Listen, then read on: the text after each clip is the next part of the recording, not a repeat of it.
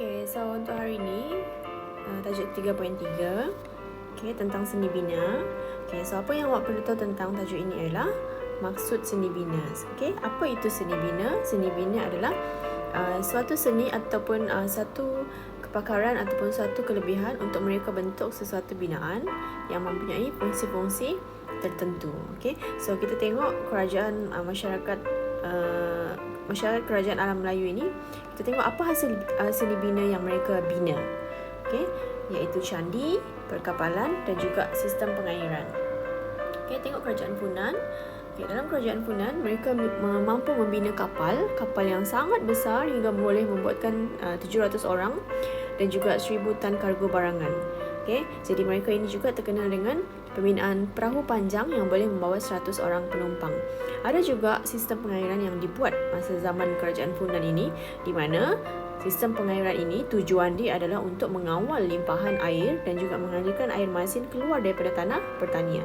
Okay, so candi yang dibina adalah sebagai rumah ibadat, sebagai pusat pendidikan, tempat mereka belajar ataupun pertemuan masyarakat.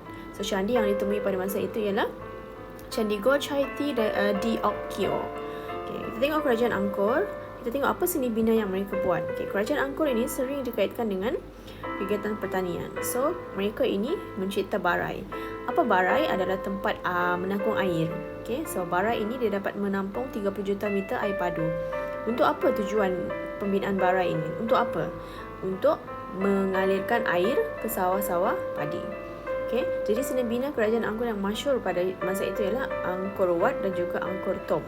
Okay, di mana Angkor Wat ini dibina oleh Raja Suryavarman II pada abad ke-12 dengan keluasan 208 hektar dan ada binaan iaitu menara utama yang terletak di tengah-tengah candi ini setinggi 65 meter. Okay, jadi kerajaan Angkor ini juga ada membina kapal. Apa tujuan kapal itu? Untuk mereka guna untuk kegunaan perdagangan dan juga peperangan.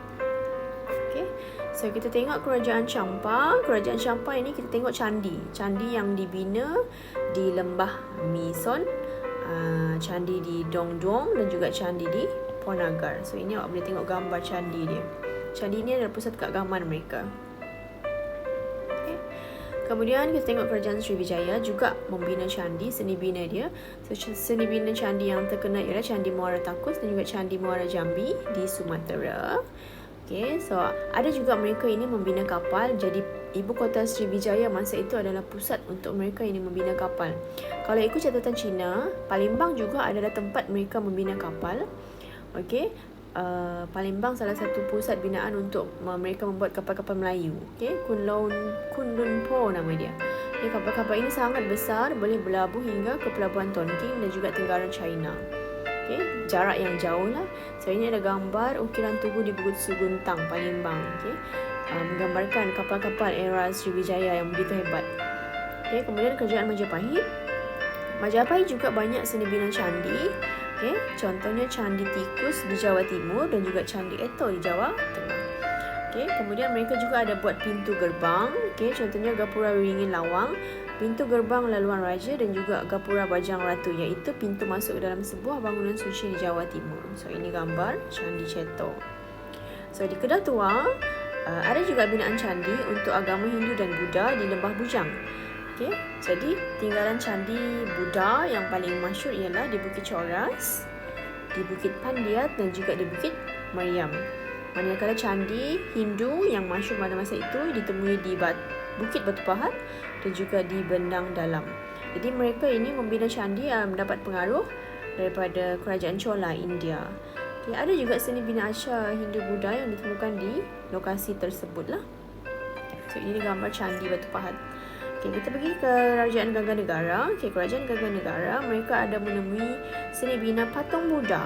Okay, yang diperbuat daripada gangsa setinggi 18 meter, sangat tinggi. Okay, di Tanjung Rambutan. Okay, kemudian ada juga beberapa patung Buddha yang lain yang dijumpai di Sungai Siput dan juga di Pangkalan. Okay, jadi seni bina patung ini mendapat pengaruh daripada kerajaan Gupta India.